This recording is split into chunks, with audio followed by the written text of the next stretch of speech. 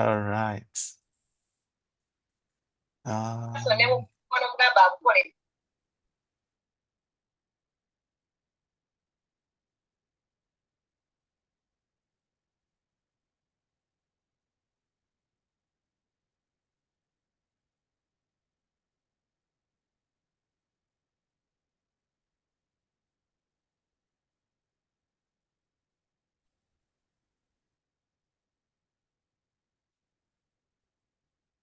Like that.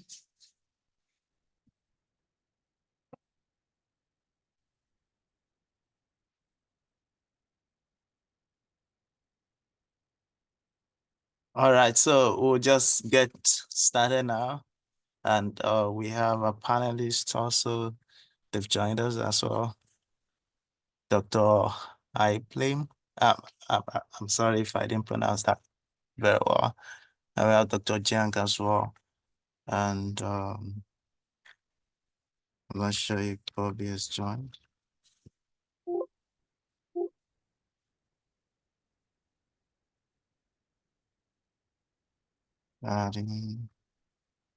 Okay, he's joining now. So Dr. Hardin as well is joining now. Awesome. So we have everyone right here on board. So we're really so excited to have you today. And everyone also is excited to, you could see we have all the young professionals right there.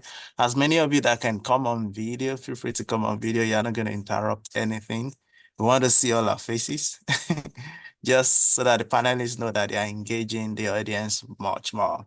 So everyone that could come on video, just feel free to come on video.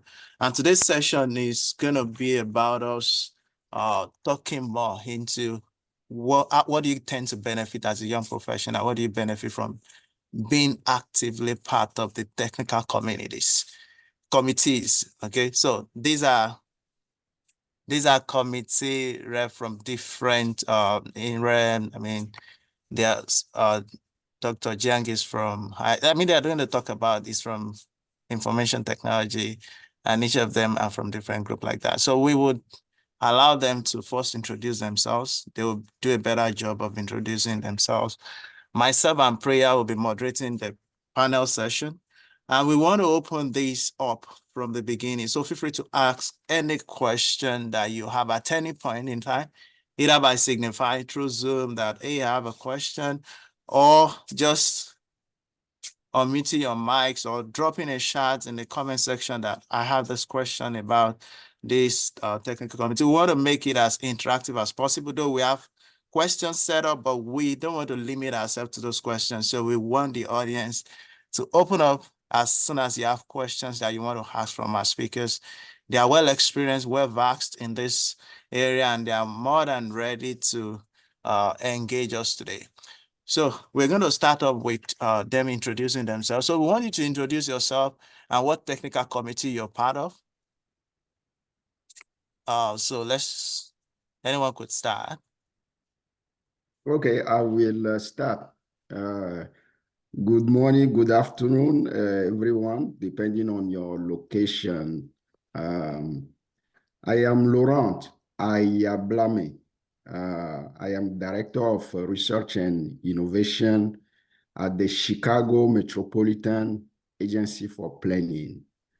I have been there for 5 years now, and I manage a team of 11 people where we do land use forecasting and analysis to support urban planning activities.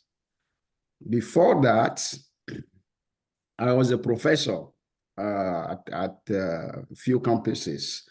I was at South Dakota State University, where I was assistant professor in ag engineering department.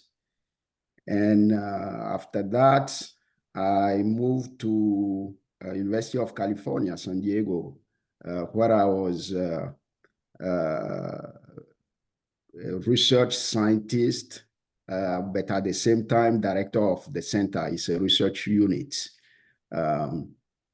My background is ag engineering. We focus on water resources. Mainly, I do field work and use that information to do computer modeling. So the computer modeling part, that's what I like the most. And that's what, I continue to do at my current position. Although I don't do much of technical work anymore, but I enjoy reviewing the work that my staff do and give guidance about different things to move our research agenda forward. Awesome, thank you. So which of the technical committee group are you part of? Oh, yes. I am the program chair of Natural Resources and Environmental System, NRES. Awesome. Yeah. We're so excited to have you. Who's going next? I can do the next. Hello, everyone. My name is Jiang. I'm currently assistant professor at Cornell Agritech, Cornell University. My background actually shows our campus during the beautiful fall time. And we are heading to the new spring, and hopefully we can start to see more of these green and the flowers, not only here in New York, but also across the nation, right? So my program focuses on systems engineering, primarily target on advanced multimodal sensing, robotics, and AI technologies for agricultural and food applications. I'm currently the community chair for the information technology, sensors, and control systems, short for ITSC. I have been also served as the chair and leadership for various ITSC technical committees regarding machine vision, robotics, and sensing in general. Beyond that, I'm also kind of a chair for the machinery systems 48, targeted for robotics and engineering systems for specialty crops. And thanks so much for inviting me, and I look forward to many of the interactions during the next hour or so. Awesome. Very so excited to have you. So Robbie is the last. Oh, so am I next? You're the next. Okay, so I'm Bobby Hardin. I'm on the faculty at Texas A&M in biological and agricultural engineering. My background is I work in automation and sensing, kind of as a systems engineer. I suppose I'm a little more on the machinery side than you is, but certainly a lot of it overlaps. We do work here on automation and robotics as well, a lot of data science projects, but still with a pretty strong machinery focus. So kind of my primary technical home at ASABE is in the machinery systems community. And I guess I've been a member now, I was trying to think it's over 20 years. I don't know if I'm up to 23 or 4, but and I've been involved in the society for some time. Prior to coming here, I worked as a USDA ARS scientist. And then I guess I started my membership as a student. So I guess I'll leave it with that and let you continue on with the panel. So all right, thank you so much.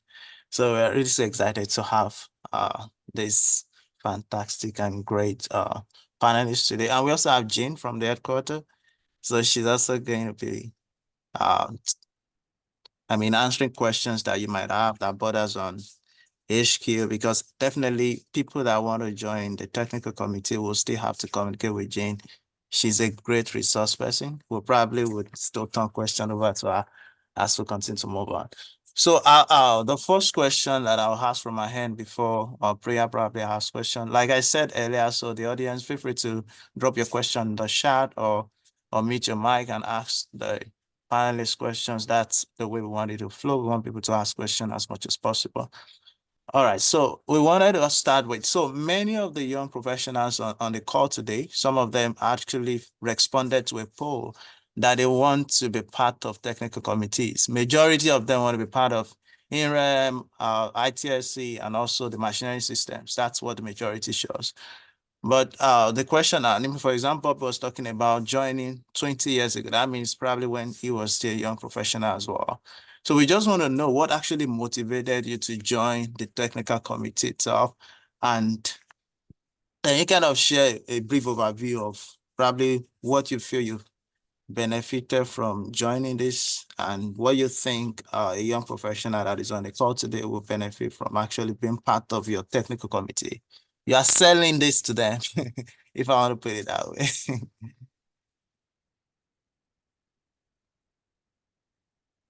I'm sure who wants to kick off, but I can't just do that because I'm actually now oversees the entire ITSC community. And one of the kind of a topic around our community is how to encourage young professionals to join our technical committee and make the unique contributions, from their perspective.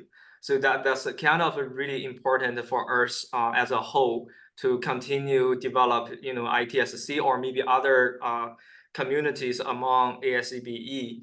I gotta just share some of my personal experiences. So I actually joined the ASABE back to 2013 when I joined the University of Georgia to start my PhD program.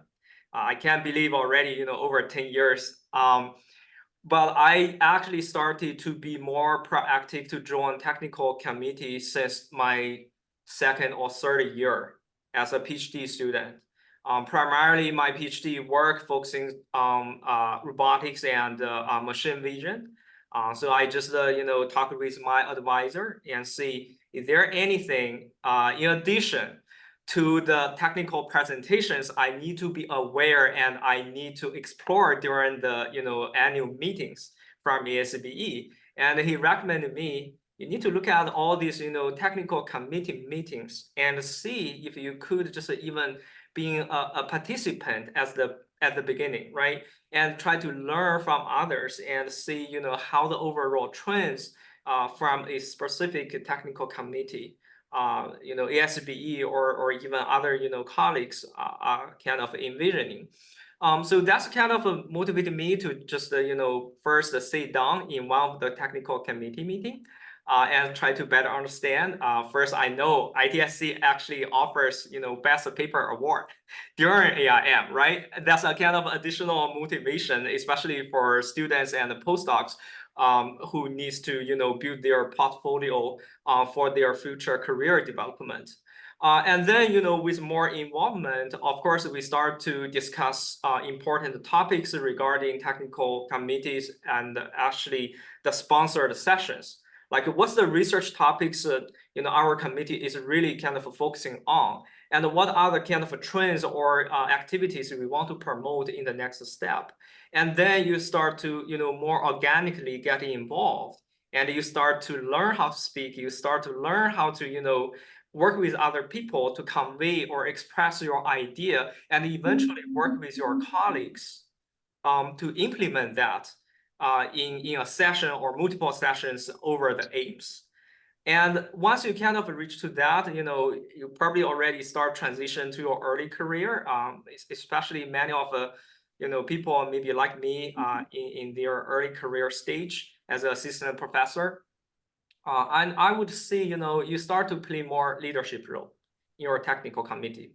And because you kind of participate all this technical committee in a historical fashion, you learn how to, do many things organically. And that really helps you to take the leadership and gradually to lead the whole committee to the, future and exciting direction. I gotta just stop there, but that's just my personal motivation and experience, being leveled up from a student to just listen to this technical committee topics, now all the way to the whole community chair to oversee ITSC now. Thank you so much. Who's going next? Thank you, Jiang. So, Yes. Okay, so let's still have all of them respond to that question. Then Priya, you can come up. Okay. I can go okay. next. The previous speaker really captured very eloquently the reason behind why we all join, technical committee. I start to be involved in ASABE since 2006, when I was an undergraduate student.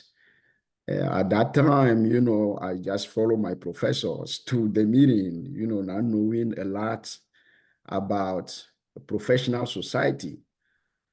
So my professor that time say, you know, trying to develop a poster. I was sophomore back then. And not really, you know, doing any research that time. So I developed a poster on the history of ag engineering at our school that time, you know, North Carolina, Ag and Technical State University. So, you know, when I went to the meeting first time, it was truly mind-blowing in terms of the amount of research, you know, the mental stimulation, you know, seeing other students, seeing other professors be able to learn a little bit about different universities with ag engineering programs around the country really was something I never experienced before. So the second year, you know, I returned to ASABE meeting where, you know, I, you know, attended different talks and started to learn about research. And then since then, I never stopped. But when I got to graduate school, that's when I really started to get involved in technical committees. So as a graduate student, I will sit on in those meetings, just listen. I wasn't heavily involved at that time, but I was just listening to different technical committee meetings and learning a little bit about the different fields. And really that helped me also shape my own research in terms of, you know, the state of the art of the research that time. And you know, after that, when I finished being postdoc and later on being a faculty member, you know, I started to take off different offices in different 2GD technical committees. And, you know, from there, I started to see the benefits of networking with colleagues, you know.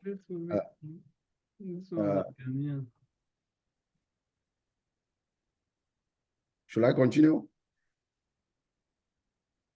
So I started to network with different colleagues and, you know, developing collaboration. I will say that I developed, when I was faculty member, majority of my research collaboration through those technical committee meetings. And then later on, you know, when I started to hold different offices, I wanted personally to develop my leadership skill sets. So that's one of the biggest reasons for me. And this helped me tremendously, be able, things as simple as just organizing meetings, you know, running meetings, and, you know, be able to listen to different point of view and synthesize information in those meetings really helped me tremendously. So for me, you know, to summarize the two reasons why, you know, or the benefit that I've seen from those committees, first one is be able to collaborate and network with colleagues in the field, and second, to be able to develop my leadership skill sets. Yeah, so, you know, I don't know if there is a second part of the question, but, you know, I will stop. Yeah, we still have more questions for you. Okay. All right, Bobby. Yeah, so Um, I'll jump in, and I guess both speakers make good points. I'll kind of highlight my own experience. So, as was said, how I started getting involved in committees was my advisor said, you should go to this committee meeting, right? So I started, like I said, machinery systems. The community was the cotton engineering committee, which is MS 23/7/3. It has a mouthful of a name, but and that's how I got involved. And so one thing that's a little different about some of the machinery systems communities, I think, is that a lot of them have some pretty significant standards responsibilities. And I see Jean's here, so if I say something wrong, she can correct me. But because we are dealing with machinery and there's a lot of global standardization, there's a number of standards through the machinery systems community. A lot of them are actually advisory groups for international standards. So it's a good way to kind of network and meet colleagues. And as you gain experience, then you want to use your knowledge and your experience to kind of drive what's in the standards and make sure that the state of the art's represented there. And we've kind of addressed some of this from kind of a research academia perspective. But even if you're in industry and wanting to be involved in ASABE, if you've got questions about where to go, if you go to the meeting, talk to a mentor, talk to your supervisor. Same kind of thing applies as you do talking to a faculty advisor. Is you look for somebody that you work with that works in that area and see what they think is important and start going to some committee meetings. So that's kind of how I got started. And after that, as I kind of, my career kind of broadened, I started going to some other committees that had some related interest to what I was doing, and ended up eventually in kind of the leadership role for the machinery systems community. So that's how I got involved, and that's kind of my suggestion is really, I mean, you can look through the program if you go to ASABE, so get to the meeting and look for some committees. Don't neglect that part of the meeting. Awesome. Thank you so much, Priya. yeah, thank you, Jiang, Laurent, and Bob. Okay, thank you. Great. This is great. So this technical committee, if I understood well, is much more than just annual international meeting. So young professionals, we want to know from any one of you how this young professional will be benefited by joining technical committee in terms of career opportunities, be it finding a new postdoc positions or industry positions or even academia. So please, if you have any experience, would you like to share, Jiang?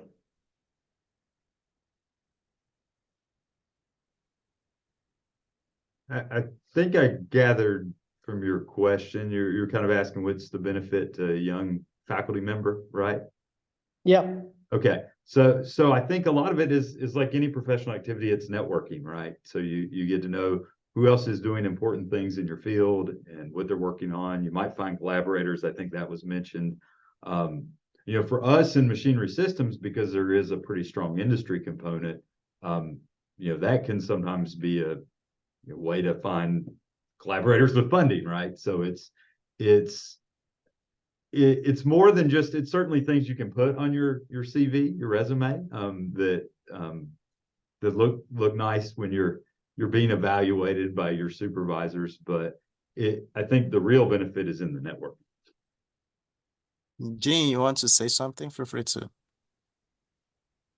Yes, I just want to more or less reiterate what the gentlemen have already said and really emphasize that whole networking opportunity. The technical committees that we have throughout all of the communities are primarily focused on standards, whether national or international, but not all of them are.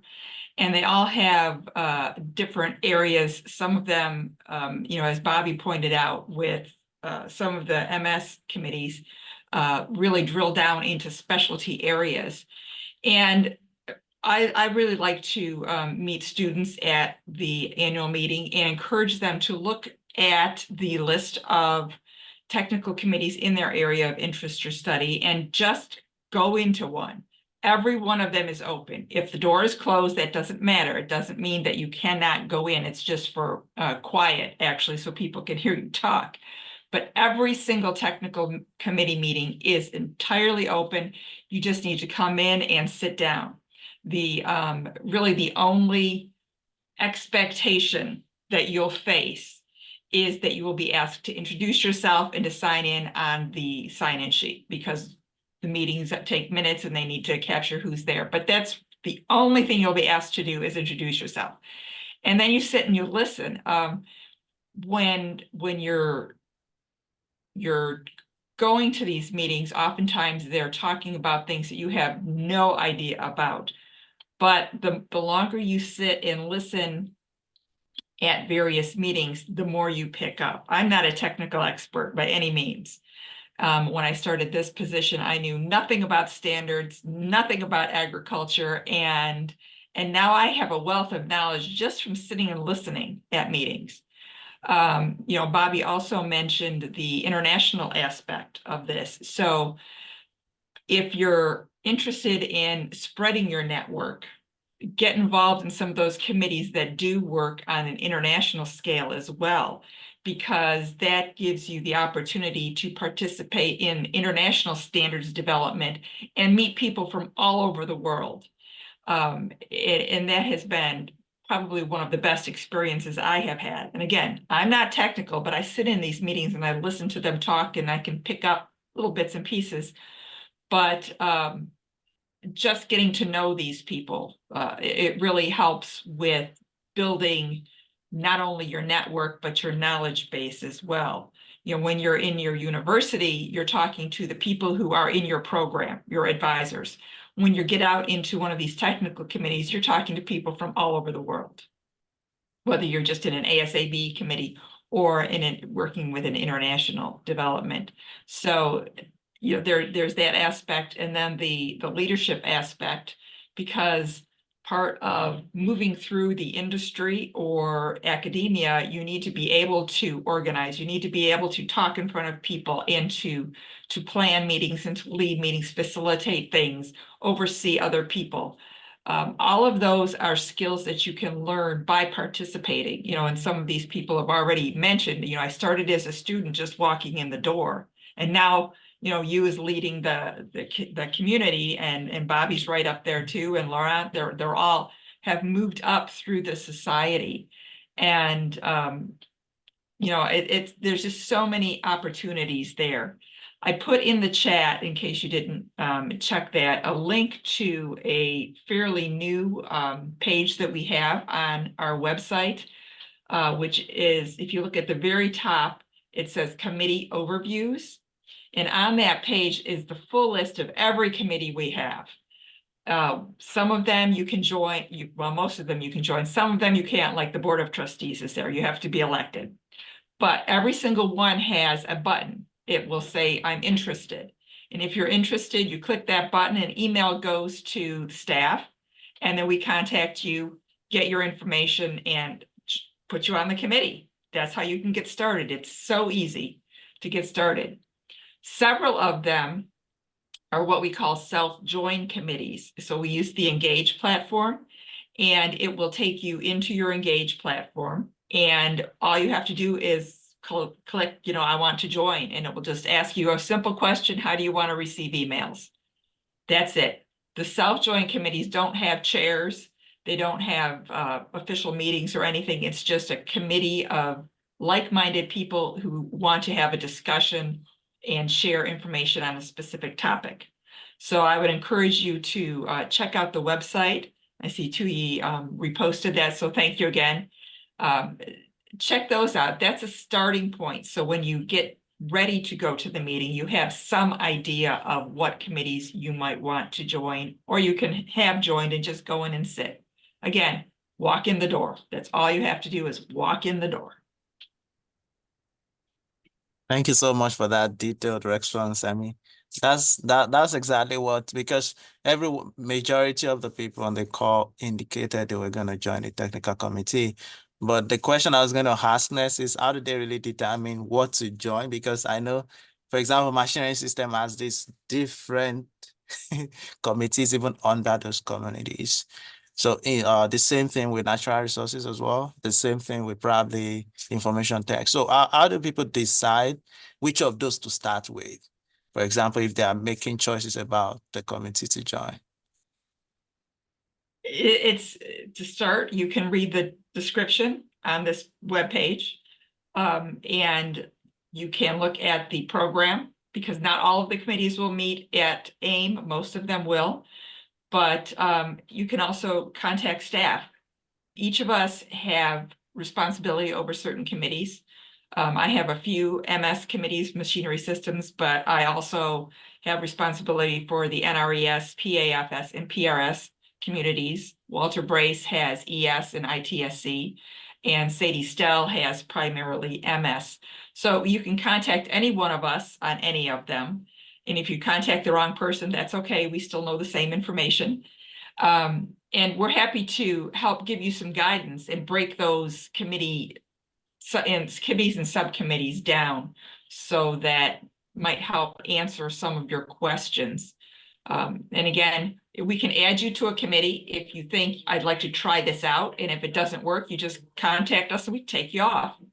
It's not a big deal. Nothing's carved in stone. You know, it just is what it is. We know you need to try things and see if they're going to be resonating with you. And we're happy to help. Yeah, just I think Jiang summarized very well, and I want just to add a couple of points. The first is ASABE has a pretty good structure about from community to specific technical committee. And the second is usually you can find who are the sponsoring technical committee for your specific technical sessions. You're gonna give presentations. You're gonna submit your papers too, right? Because that's gonna relate to your own background, your PhD dissertation, your current research projects. So you're definitely gonna find a lot of mutual interests to join that particular technical committee, right? And also, you know, during the AIM, many of the technical committees, so Jiang, you can correct me, but most of the chairs would select the time to avoid all this presentation time.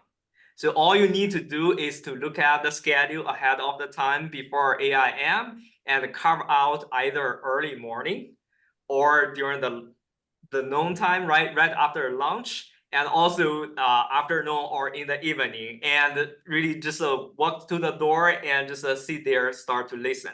I think that's the best way for you to also start to arrange your AIM schedule. In addition to your regular networking, you can start to be more involved with our technical committees.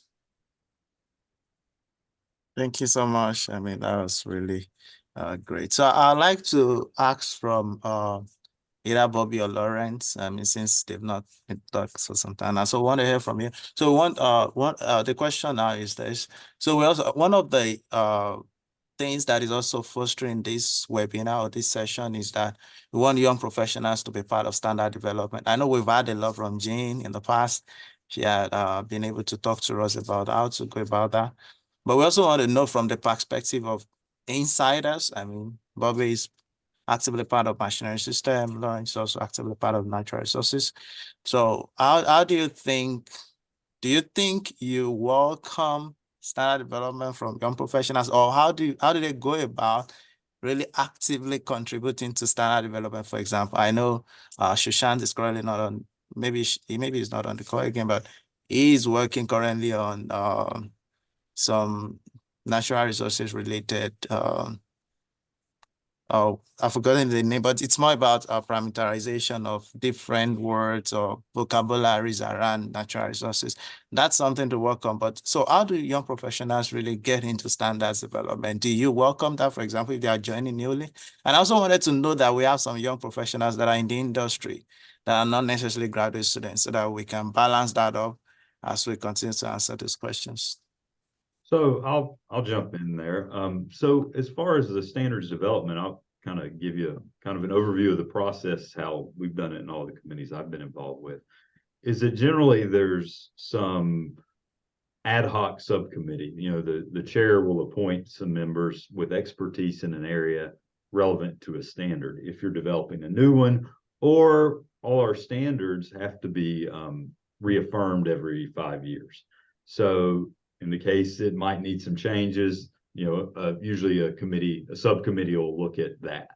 Now, you know, is it something if you just show up to a committee room, you're going to get assigned to do? Probably not. But, you know, certainly if you're a professional working in that area, or, you know, you're a faculty member doing some research in that area and you're interested, there's a high chance that you can join in and do that, right? So, you know, it's the kind of thing that, you know, you don't necessarily get a lot of credit for it, and it's somewhat of a thankless job in standards development revision. So volunteers are often appreciated. So it's mostly, you know, if you're working on, you know, those topics that are relevant to that standard, there's certainly lots of opportunities there for joining in.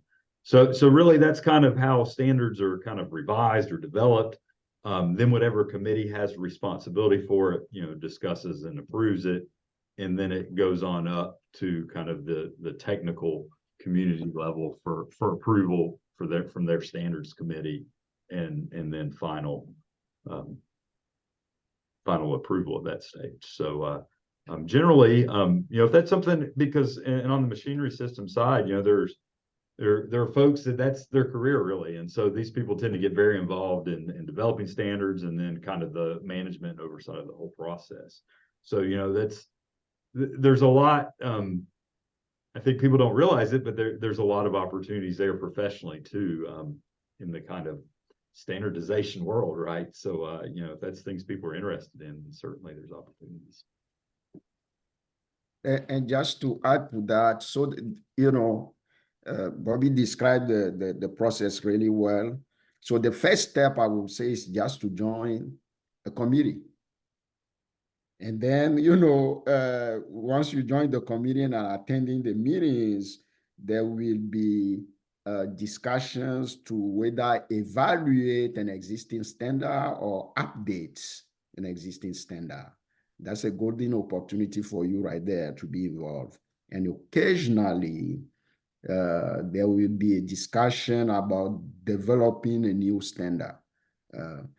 And, you know, volunteer work, you get involved.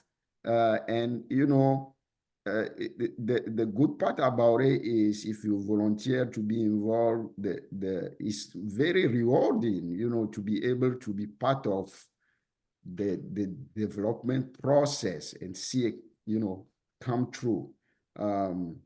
In NRES, some committees have a lot of standards, and some of them, such as, you know, NRES 21 hydrology, they have less standards. So depending on, you know, it's a matter of be able to attend different committee meetings and learn more about them and decide, you know, where you wanted to be able to contribute and go from there.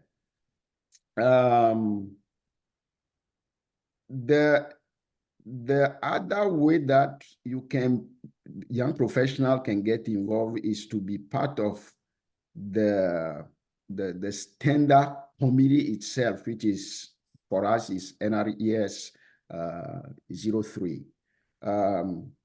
So the best way or the natural way is to be involved in a technical committee meeting. We call them 2 digits, whether it's, you know, hydrology, drainage, irrigation, and then they will appoint someone to be a delegate to sit on the standard committee.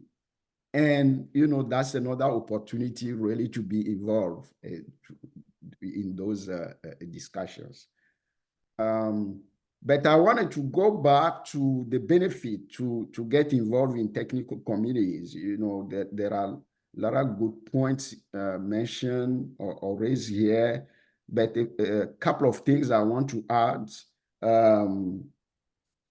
being part of committees and be able to do network will help you also to know yourself in terms of the path you want to take, whether you want to go to academia, whether you want to go to industry, or whether you want to go to government, right? You will be able to meet different people there. Majority on those committees will be, you know, from academia, but there are also people from different,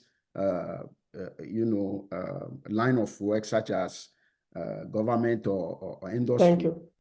You will be able to talk to them and you know, understand, you know, what they do and, you know, answer to yourself. Thank you, Laurent. So,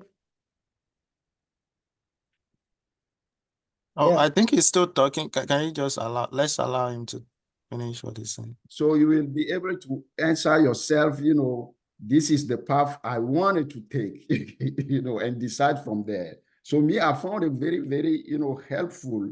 But also you can be able to find for yourself through those networking opportunities and then follow mentor at a totally different university, right? And somebody you can pick up the phone and call when you face different challenges in your profession. So those are just a couple of things that I wanted to add in terms of benefits.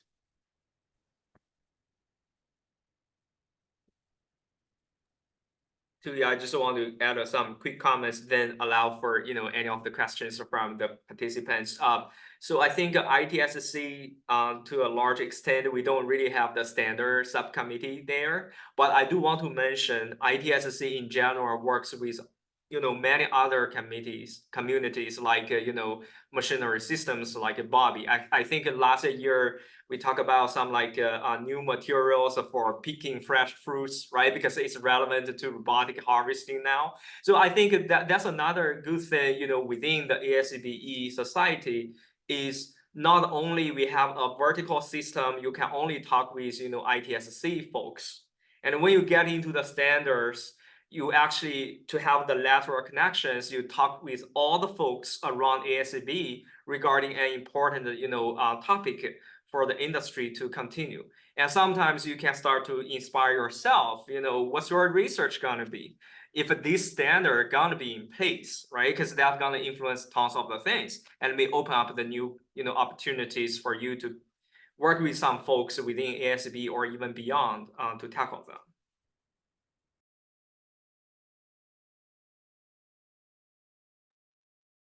Thank you so much.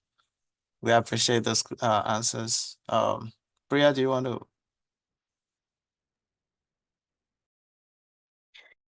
Yeah. Thank you, Jiang. Am I audible? Okay. Okay. I think we are having issue with your connectivity there. So my question is to Jiang, how about that technical committee? Oh, so we're having issue with your network currently, but that's okay. So, or maybe you can just type into the chat so, you know, Tui can read for you and we can, yeah, you know, okay. So then we also want the audience to ask questions. If you have questions, I know a couple of people have asked questions in the chat, and Jean has really done justice to many of the questions. I can just read them again so that the panelists could hear them out. Maybe I believe the answers will not be different from what Jean already mentioned. Julie asked that, how can I join a committee if I can get work approval to attend him? Since I'm not a member of a committee, it's a bit of a catch-22. So that was Julie's question.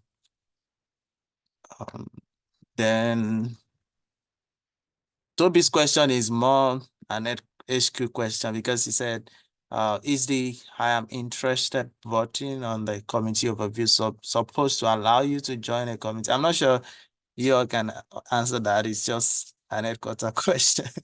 But Jane already did justice to that. So maybe you still want to talk about Julie's question, how So, or how directed to can me? Julie really how can Julie also go about really getting work Okay. approval to attend the AIM? Maybe there may be strategy. Well, no, it's really simple. And as I put in the chat, she just needed to click that I'm interested button. It opens up an email, which is then sent to headquarters. And she has actually done that for at least 3 to 4 committees. And I have already responded to her that when the call is over, I will add her to those committees. That's how easy it is. It's you just go right down the list, click, click, click, click, click. I'm interested, and we respond.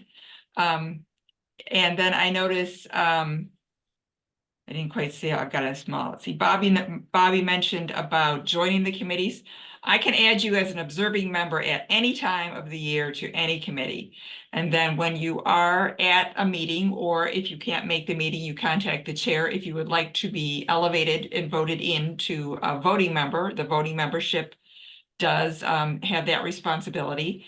And yes, there are limitations on voting membership for some committees. Some are stricter than others. We do have certain parameters that we have to follow for standards, but you don't need to worry about that at this point. You'll find out as you go to that. But like I said, Julie went in, she clicked on some of those links. Do look for that email that is opening up. It might open up in your tray and not obviously on your screen. And just send us a quick email. So once I am able to get you into our database, then I can go into Engage and connect that. It doesn't happen automatically. It takes a few clicks for me to do that. What I will then do is, as I said, Julie jumped right in there, and I will send her an email noting to her which committees I've put her on. And I will also send information on how to access those committees. If those committees that she's choosing do develop standards, I will send some information on standards development process that she can read through and some links that she can go to. So our job is to support and give you that information. So if at any time you want to ask questions about the committees, you want to join a committee, you want to find out about standards and the development process, we have a lot of links on our website right now that explain those things, but you can always email us. I'm happy to have private calls with you, group calls. If you're running a committee and you'd like to have a training for your group as you go into developing a standard, I'm happy to do that too. So we're here to serve the membership. We're here to serve you. You tell us what you need, we respond. Awesome. I Thank you have so something much. to add to that about not being able to get to AIM. I know that some committees have at least tried to incorporate some rudimentary, ability to remotely connect to committee meetings, because we do have members that obviously can't travel, or their employer's they can't get time off or get compensated for it. Are there plans in the future to kind of maybe formally expand that, Jean, from ASABE? I really don't know. That would be up to the meetings council, which is made up of members, not staff. And it depends on a lot of different factors. One factor is the cost of putting together something in a physical location. Another factor is internet connections, because when you're in a hotel or a large building, you oftentimes have to pay separately for that. And I had a meeting that I held in Atlanta just for one day in January at the convention center. And we had to have a dedicated line so that we could have an international meeting online. And it cost us $1,000 just for the day connection. And then we also had to pay for other things in the room. Then we had to pay for people's ability to plug their laptops in. I mean, that was another $600. So when you think of just the connection for one day, for one meeting, cost us $1,800. So we're trying to be good stewards of your money. As members, you put your money in for your membership. You also put money in to pay to actually come to these meetings. So we need to be the best stewards possible. Again, that would be great if we could offer that, because I know not everyone has the ability to travel.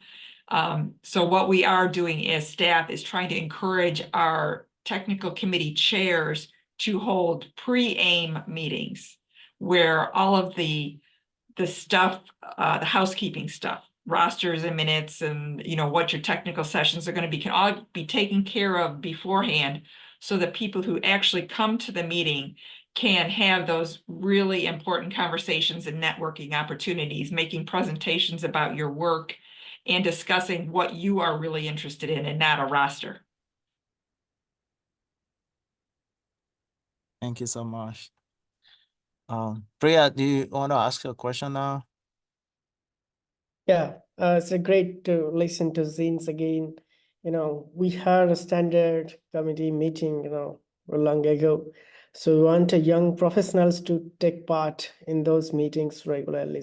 So my questions to you, Jiang, is that how does that your involvement in technical committee help you in career development and the positions you are in right now? Oh yeah.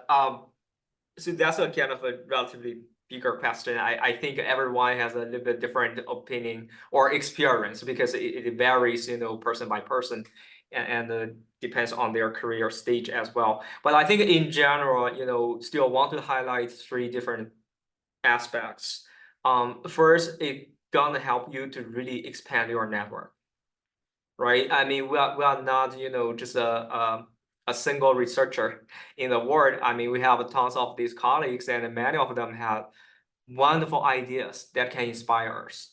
So getting into this technical committee, in my opinion, is a very efficient way for any individual to expand their network within a professional society that can help their career development. Like, for example, you have some ideas, but you don't know who can work with together for some preliminary tests, or even start to think about a standard, as Bobby mentioned, where we start, right? And joining those technical committee would be the first step to really help you to understand, who are the people in the nation that you can potentially contact and work with together for those.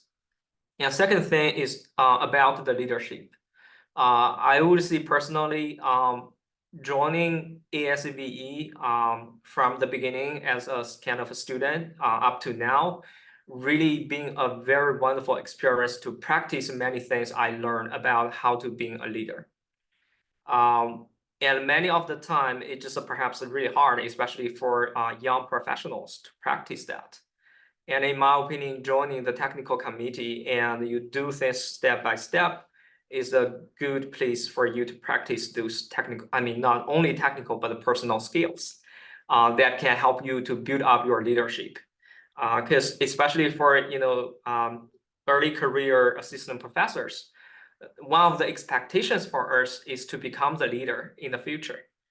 And that's where we can practice and build up our portfolios to demonstrate, yes, we are on the trajectory to achieve our career goal, right?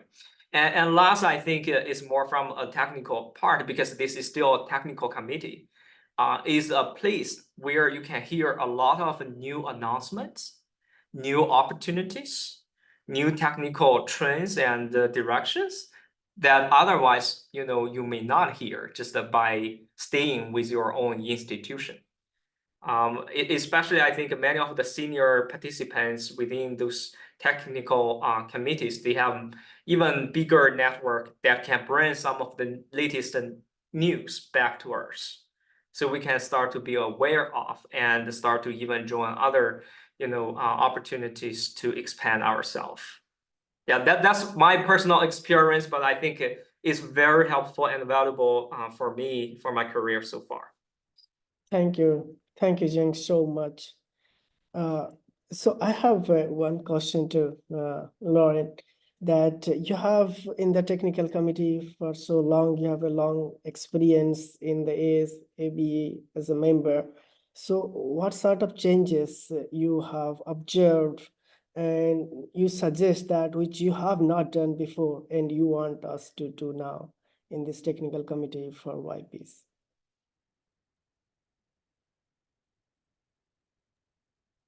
Yeah, one discussion that we are having actively is be able to attract more people from the industry side, not only academia, to be involved in those technical committees. And, that discussion has been going on, and we always looking for different opinions, how we approach this. Another thing is we want to give opportunity to people, at least in NRES, to network more. So we also have a discussion to be able to push more presentation to poster, which will give opportunity to people to be able to interact with each other, interact with students, and having, more time to talk to each other. Because this is our society, right? We come here because we love what we do. And we come here to really make friends, in the profession, in the field. And, how do we, so, we are asking in our, committees, how do we create more opportunity to be able to interact with each other?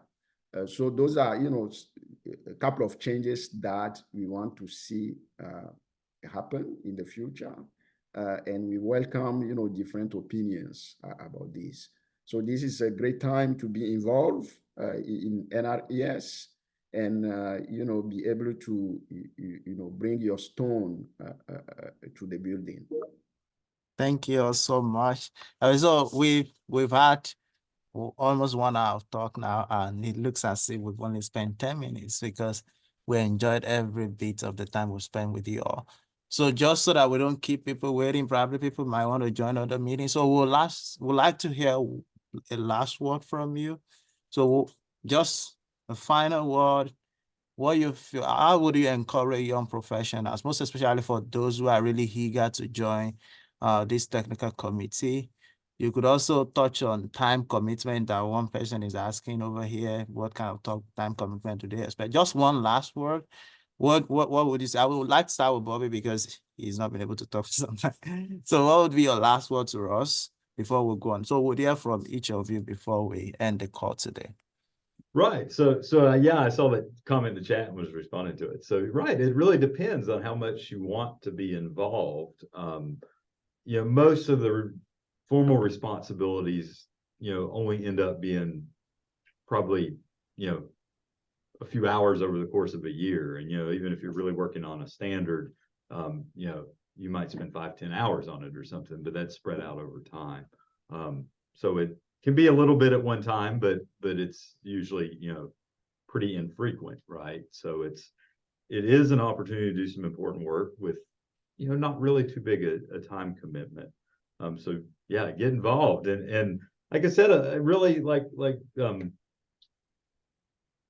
Jean was saying, just show up, right? And really, if you're working in that area and you're interested and you make some connections,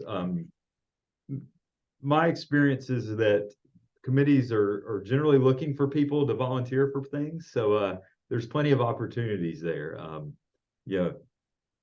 You walk in, you may get asked to do something, right? So it's you could say no, but there's lots of opportunities there. And again, the real benefit is in the networking and meeting people that are doing work in your field and doing important work. So thank you so much, Bobby. I will say one thing, because I was reminded with our discussion, we Okay. talked a lot about kind of some on the standards and just kind of some other discussion in committees. The other real thing that committees do is really planning the meeting or kind of starting at the base level of sponsoring all the sessions.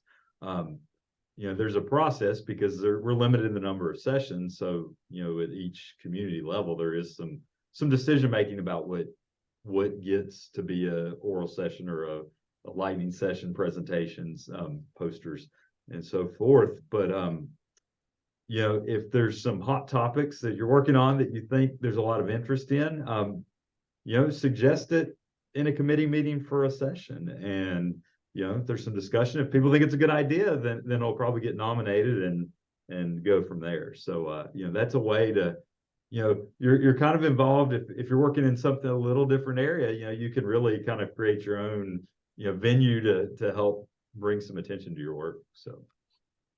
Thank you so much, Bobby. Lauren, one last word Yes. of encouragement. Yeah, no, I would say, you know, get involved. That's the golden rule here. I know that nearly all committees, depending on the office that you want to hold or the position you apply for, priority will be given to young professionals. Trust me. In NRES, we do that because we are so excited to, you know, to see young professionals be involved with that, the postdoc, with that, the student, or, you know, early career. So get involved. That's the golden rule. Is extremely, extremely rewarding. Things that I've learned through, you know, the whole process, and continue to learn, continue to interact with different, you know, people who know more than me. I'm truly appreciative of the opportunity. So really get involved. The time commitment, depending on, that's what, you know, Bobby said, it depends, you know, but at the beginning, you know, for the committees, majority of them, the time commitment is not much throughout the year.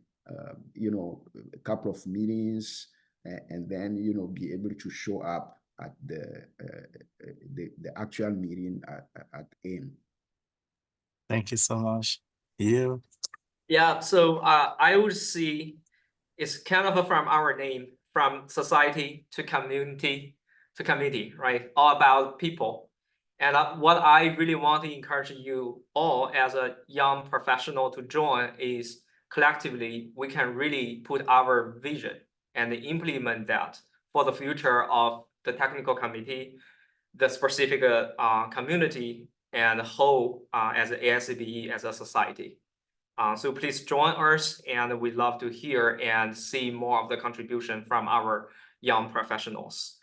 Regarding the time commitment, I would say it varies a lot. It depends on your roles. As a kind of observing member, you probably just spend 9 hours during the AIM, that's it. Or as kind of the whole community chair, now I need to spend maybe a couple of weeks, even months, to coordinate many of the things. But I mean, we all learn through this. But that's gonna be the thing you need to take on by joining us first. Thank you so much. We believe we will see you in AIM, so that young professionals can connect with you in person. Awesome, awesome. Thank you so much for joining us today. We really appreciate your time, the time you spend with us. It's really awesome. Thank you for the time, and we appreciate it. So that brings us to the end of today's webinar. Any other questions that you still have, feel free to reach out to Jiang. You can reach out to me via mail. We also send a mail to everyone that reacted to the post so that we can guide people on the link that Jiang already sent on the chat. So as we would guide you on how to send those mails and how to indicate that you're interested. Thank you, everyone. Thanks so Thank much. you. Thank you so Thank much. you, Shuyi. Yep. Thank you.